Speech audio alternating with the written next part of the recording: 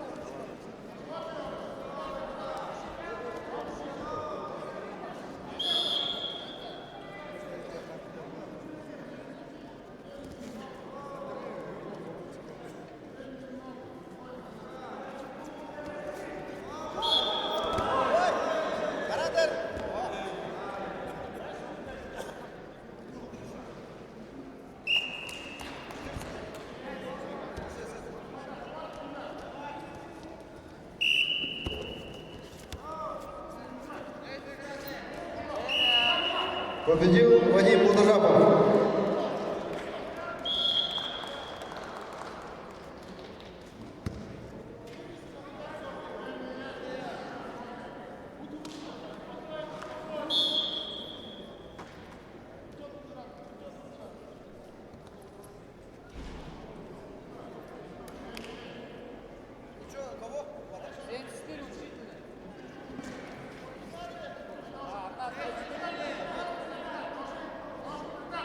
Ой, не-не-не, пятый круг, 74.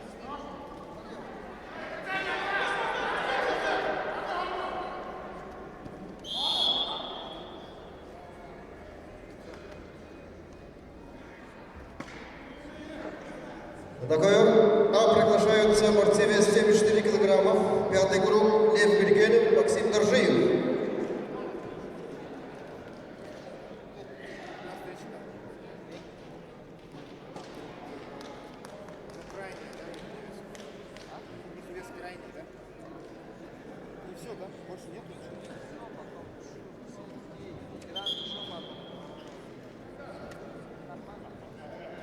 Как раз до 5, да?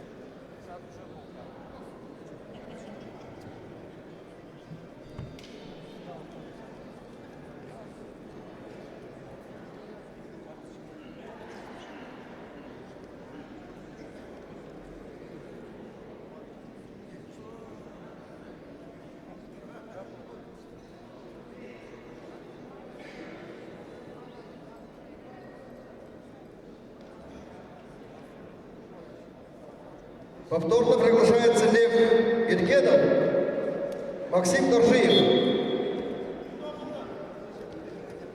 Вес 74 килограммов, Максим Доржиев. Приготовится Сантан Гарбаев, боится нет.